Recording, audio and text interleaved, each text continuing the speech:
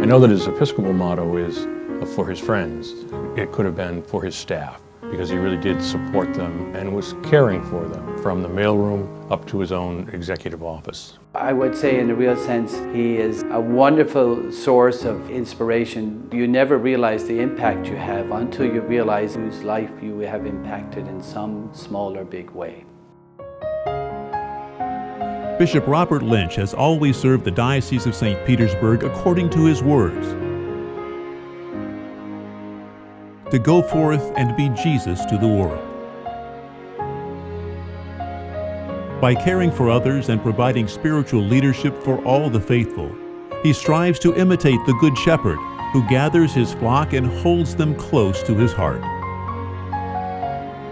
His motto is simple: Pro Amicis Suis, meaning for his friends, inspired by the words of Christ where he said, "No one has greater love than this, to lay down one's life for his friends."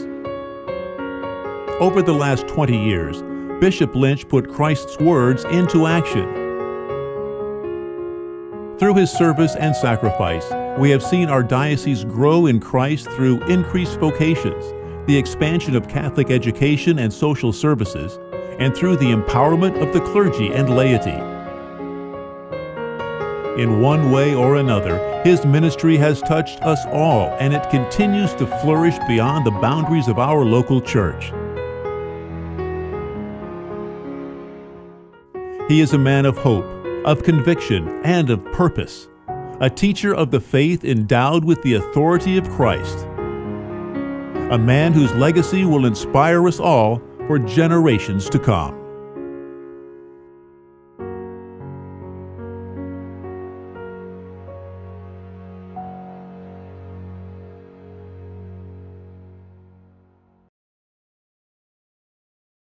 Robert Nugent Lynch was born on May 27, 1941 in Charleston, West Virginia. His family eventually settled in Ohio, where he graduated from high school as student council president. A natural-born leader, he joined the seminary, but changes in the church left him unsettled, so he left the seminary, convinced that his life as a priest would never come to pass. After completing his college education in 1963, Robert Lynch went on to become an English teacher at Bishop Ready Catholic High School in Columbus, Ohio, until 1969. His faith and interest in public policy led him in a new direction. And I began as a layperson representing the bishops of Ohio at a state Catholic conference in the late 60s and early 70s, really kind of as a lobbyist, and then my first two positions in Washington as a layperson were in public policy areas trying to advance issues. It was during his time in Washington that Robert realized he could no longer resist God's call on his life and made the decision to return to the seminary. In 1978, he received his Master of Divinity degree from Pope St. John XXIII National Seminary in Weston, Massachusetts, and in that same month was ordained a priest for the Archdiocese of Miami.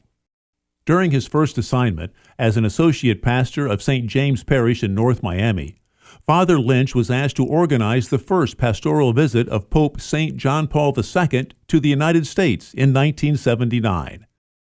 This was the first of 3 papal visits that he organized. Later that year, he was appointed as rector and president of St. John Vianney College Seminary in Miami. If I can recall, Bishop Lynch arrived late in 1979, but he had a very good excuse. He was in charge of Pope John Paul II's visit to the United States, his very first visit.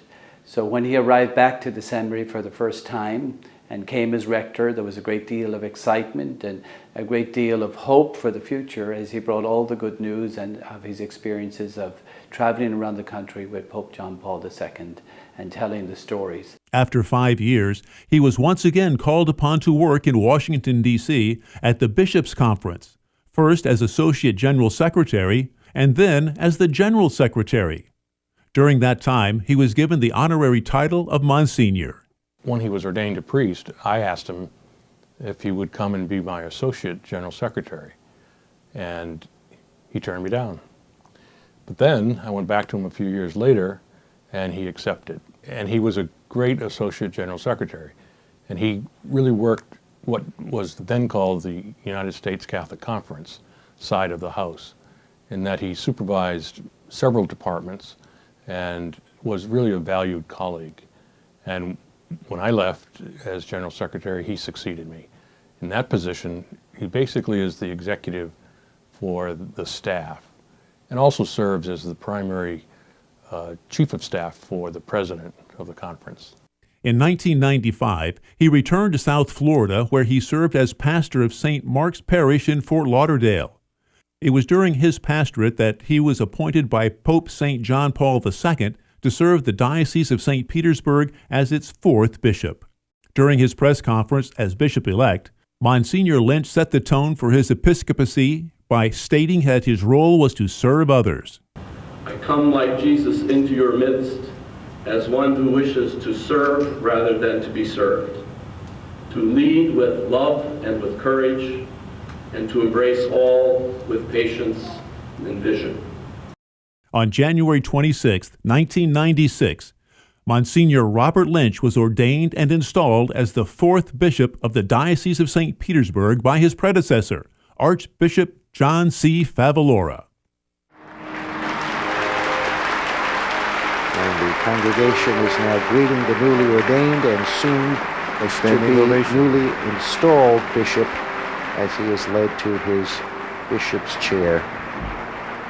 He is now the fourth bishop of St. Petersburg.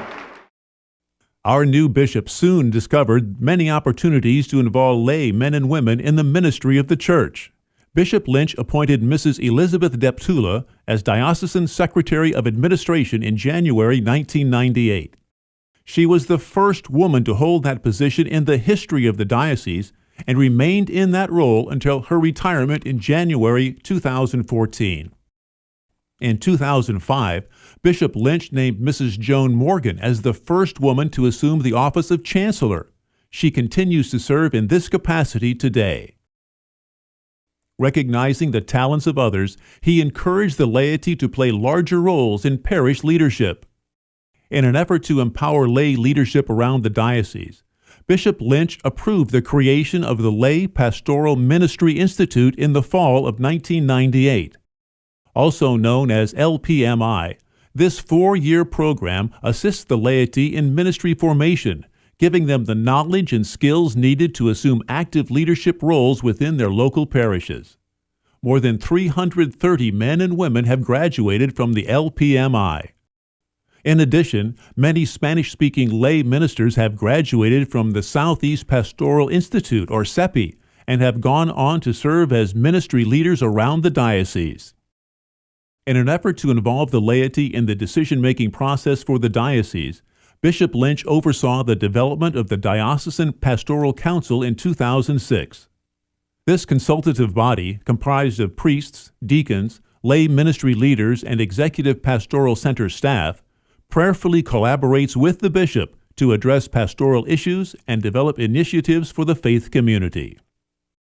In recognition of leadership and ministry efforts of the diocesan laity, Bishop Lynch established the St. Jude Medal Award in 1999.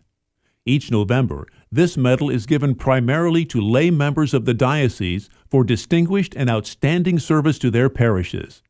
Since its inception, 1,198 people have received this award. Over the years, dozens of additional laypersons nominated by Bishop Lynch have been honored by the Holy See with the prestigious Pro Ecclesia et Pontificia Award in recognition for their dedication to the Church and to the Pope.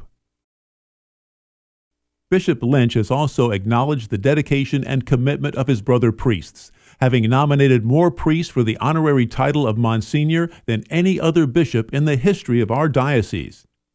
His love for his brethren is evident, as noted in these words from a fellow priest. I have witnessed how much he loves his priests. He will drop everything to go to the hospital when one of them is admitted.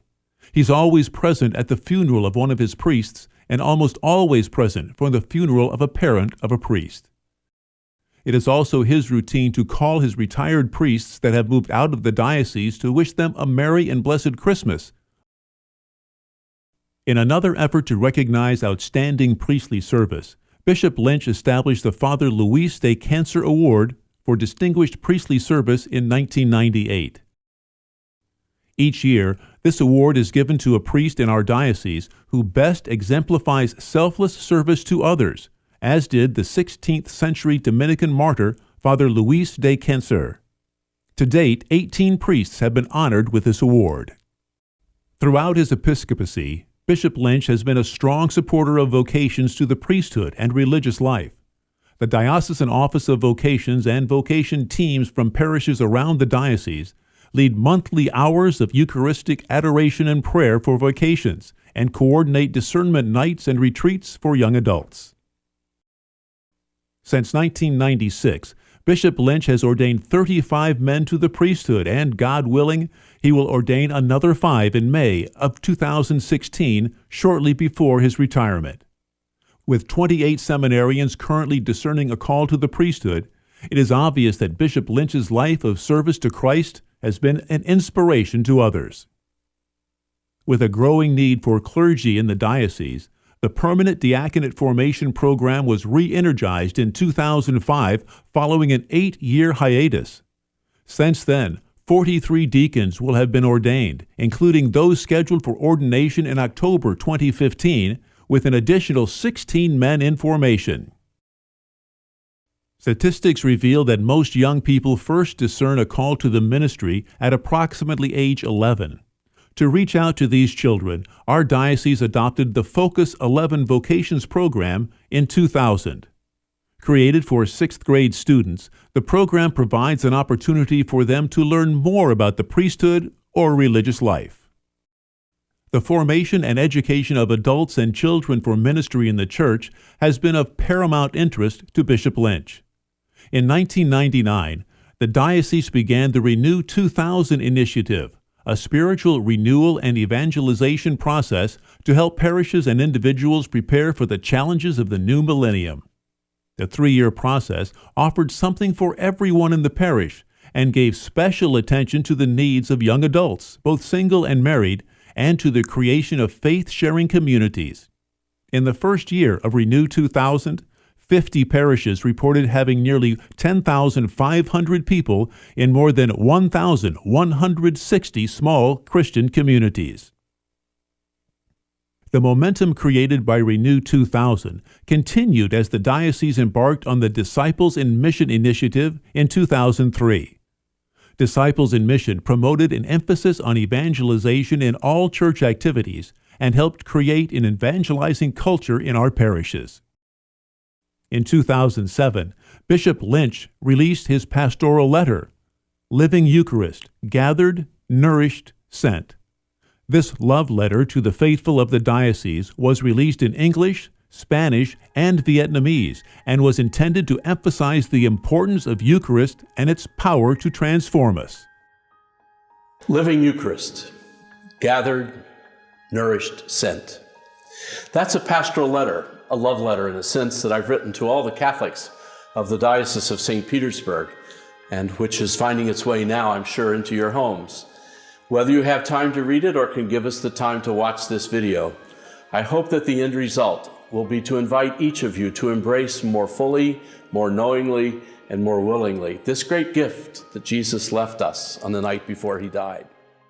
The release of the pastoral letter kicked off an initiative which lasted more than 3 years, during which adults, youth, and children were invited to study the pastoral letter in greater detail.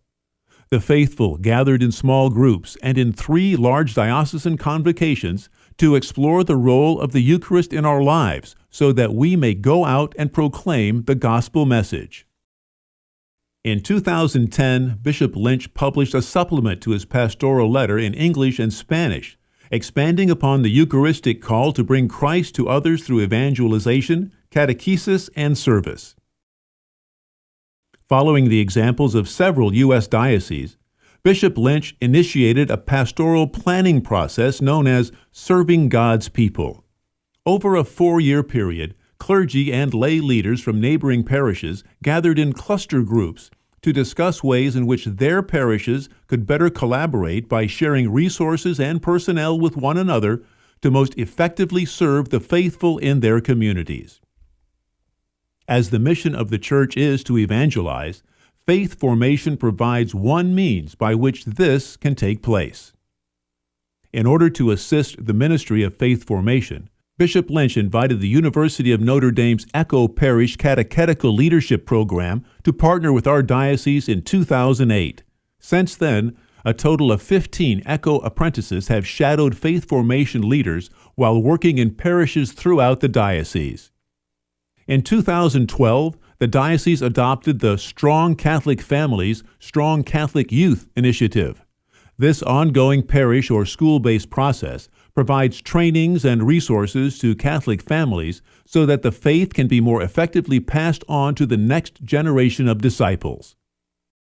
Under Bishop Lynch, the RCIA, or Rite of Christian Initiation of Adults, has been refocused as an ongoing process in which the participants are continually being spiritually and mentally formed in preparation for full initiation into the Catholic faith.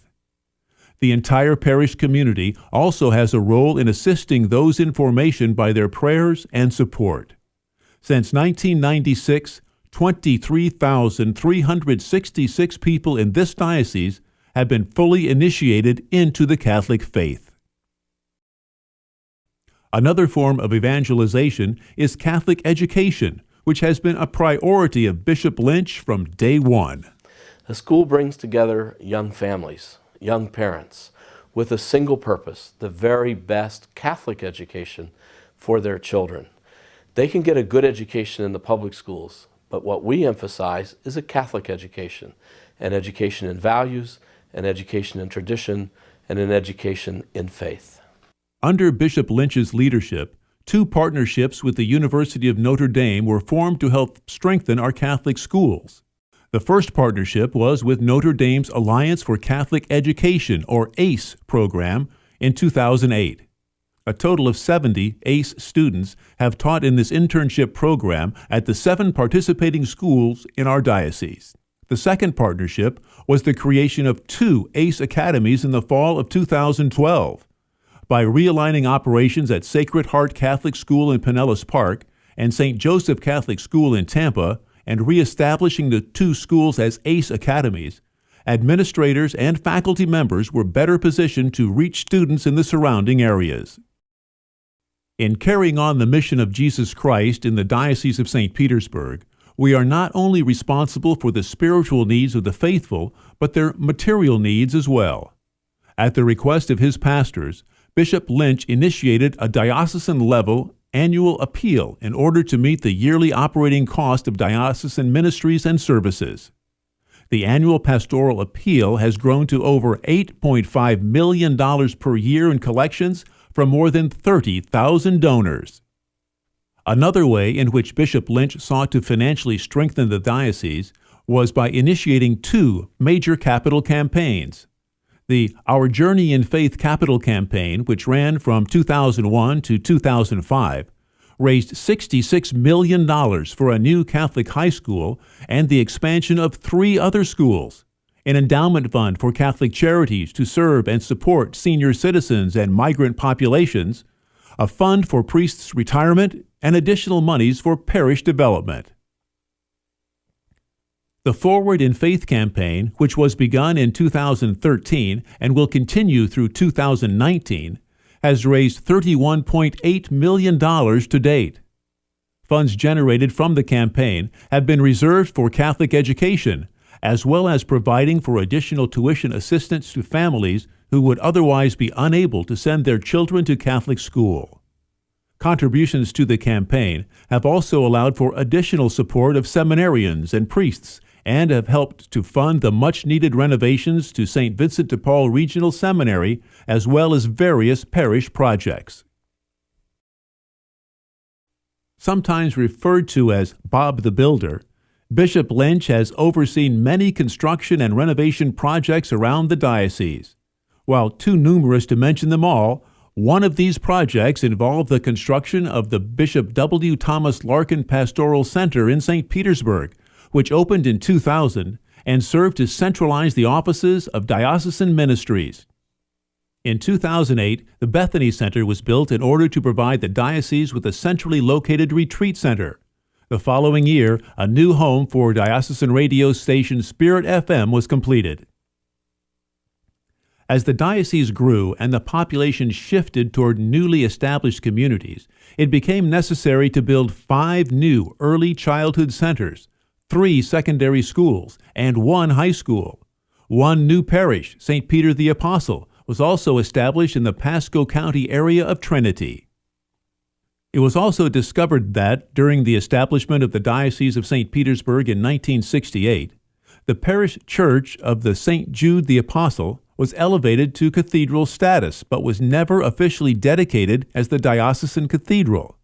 Following years of discussion over the need for extensive improvements to the cathedral church, renovations were begun in May 2012, and the structure was officially dedicated as a cathedral church in September 2013.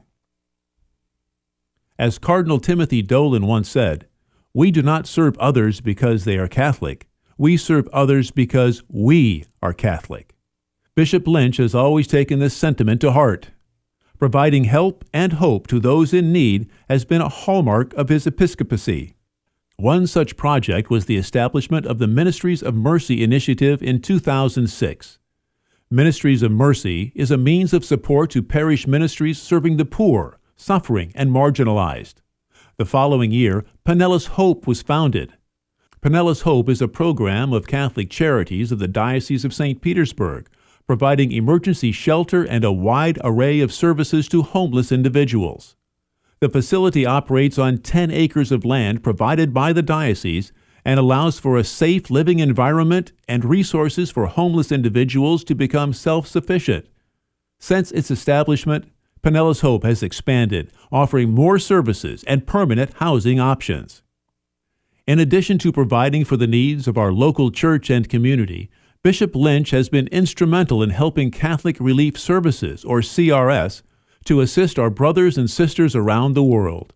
From 2002 to 2007, he served as chairman of the CRS Board of Directors, helping them to respond in the wake of international emergencies while continuing his responsibilities as our bishop. Of the many things I appreciate about Bishop Robert Lynch, his leadership at Catholic Relief Services is probably the biggest. You see, you can't get over the pride that he has in that organization. And you can't get over the fact that he is, at his core, a churchman. And that means he sees Jesus alive in the church. And for us, we know that the church is not just our parish, not just our diocese, not just the church in a given country, but the church universal. That's what Catholic means. And one of the organizations that is renowned for its service of the church universal is precisely Catholic Relief Services. And he served it so well. The respect of all human life, from conception to natural death, is an important tenet of our Catholic faith. Throughout Bishop Lynch's episcopacy, efforts to promote the respect of all life have flourished. Catholic Charities operates 5 pregnancy support centers, and nearly all parishes have developed thriving Respect Life ministries. Twice a year, Bishop Lynch celebrates Mass and the sacrament of the anointing of the sick for residents at St. Joseph's John Knox Village in Tampa and at Bon Secours Maria Manor Nursing and Rehabilitation Care Center in St. Petersburg.